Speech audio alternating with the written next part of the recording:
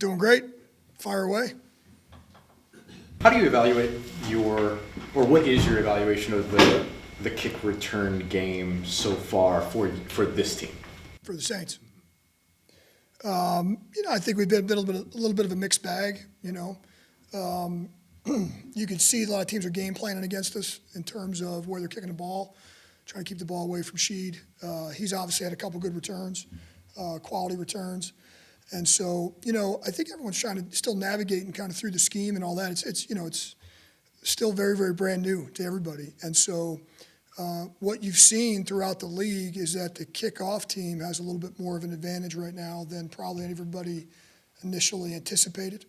You look at the numbers of, where the ball's going to after returns, and that's, below the 28-yard line. I think it's like the 27.5-yard line versus returns. Now, if you include all the touchbacks and everything else, the number gets elevated a little bit. So I think everybody's kind of still navigating through the scheme. I think initially when this whole thing started, I think everyone thought that it was going to be advantage kickoff return team with the new rules. It's not playing out like that. I didn't quite think that. A lot of other people thought that. And so there's a lot of challenges. That front line technique is very, very difficult. It was a difficult technique when you had to run back, but at least you had some space on your side. Now with guys right on top of you, and so the thing that's really interesting to watch is week to week, kind of the other teams and some new schemes and guys coming up with some great ideas. But when we've had our chances, there's been some. We made a poor decision last week at the goal line, kind of hesitated. There's been some. We missed a block here or there, so it's never one thing, right? So it's still a work in progress. Listen, I think the good news is when we've had the ball in our hands, we've gotten pretty good yards. We haven't had a huge play yet, but I think we've had some productive plays there. Are you a little surprised at the number of teams who have just opted just to kick it in the end zone and give the ball at the 30? No, I think it's a fair question. I know when the NFL made the touchback rule from the 35 to the 30, there was a number of teams that were just going to see how the thing played out. And they weren't going to do a deep dive, and they weren't going to really, put the time and effort into it. We kind of knew that. I think that one little minor change probably, I think I said this before, probably knocked 35-40% off the return rate. Now, we're still at a pretty good spot. We're double where we were last year. We're north of 30% return rate. Last year was 15%, league-wide. We're getting more plays in the game. The play seems, I don't have, again, no data yet, play seems to be a heck of a lot more safer. However, I'm not surprised that there's that whatever that number of teams is. I saw a stat yesterday. I think there's only 5 teams that have put the ball in play more than touchbacks. We're one of the 5. I think us, the Cowboys, the Raiders, the Panthers, and the Commanders are the 5 teams that have put the ball in play more than touchbacks. But if you look at those 5 teams, they also, right now, through 5 games, also lead or top near the leaderboard on opponent start drive. So, again, I think every head coach, every special teams coach, every analytics, all that, but the numbers are starting to trend. Again, it's 5-week sample, but the numbers are starting to trend towards. The numbers would tell you to put the ball in play right now rather than kick a touchback. So, but I can't really sit here and tell you I'm surprised because, listen, a lot of this league has become analytic-driven in the last, 5-6 years particularly. And so analytics would tell you, based on the old rule, go ahead and kick a touchback. And so I think that a lot of people just kind of went with their old thought process. And so, we've had a different thought process here, but so be it. Can you talk about the decision to go with Jamal next to Shaheed? Because it seems like when you put Shaheed back there, it's almost like a guarantee they're going to kick it to the other guys. I'm just curious what went into that decision. What went into actually Jamal himself or I'm not. You could pick a number of people. So why is Jamal in that spot? Yeah, well, obviously we've had Taysom back there. With Shaheed when he was healthy, he was back there at first. We've had a number of guys working through. It's really a week-to-week decision. Shaheed's going to be back there. That you can guarantee. Who the other guy is, a lot of times has to do with what scheme we're running, the game plan. If you've noticed, those guys have lined up in different positions. A lot of times is where the kicker kicking the ball, all those things. And so what you have to keep in mind also is that the guy that doesn't get the ball has to block. And so, you have to also keep that in mind as part of the scheme. So that person has to be a dual type of player.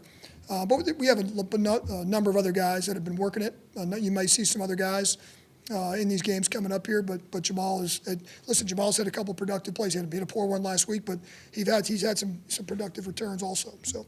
What you make of the missed extra point? Was there something wrong with that? No, he just pulled it.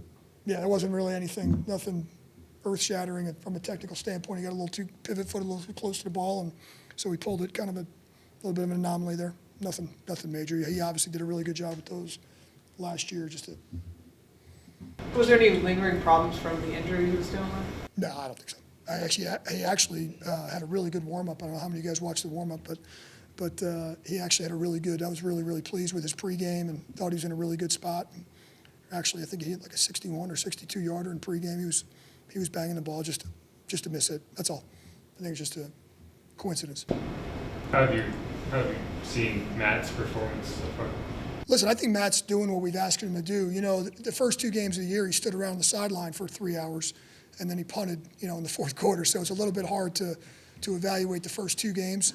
But these last few games, what we've asked him to do game plan-wise, listen, Kansas City's always had a really good return game. If you gave me the numbers going into the game, I probably would have signed up for him. We try to do a good job there with punt direction and things like that. The previous weeks, he's also done a really good job with he's had a lot of punts inside the 20 from a percentage standpoint. He's kind of limited return yards, and so I think for a rookie, he's through 5 games, he's kind of what we expect so far. So, but it's again a small sample size. Like I said, those first couple of weeks are a little bit of a. So really, just last 3 games, I've been really happy with where he is, and he's got a really good approach, really good maturity about him for a rookie, and so kind of happy where he is right now.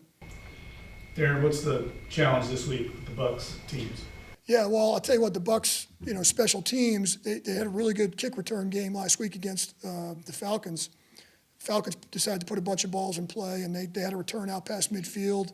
They had a couple really productive returns, and so their return game is going to be challenging.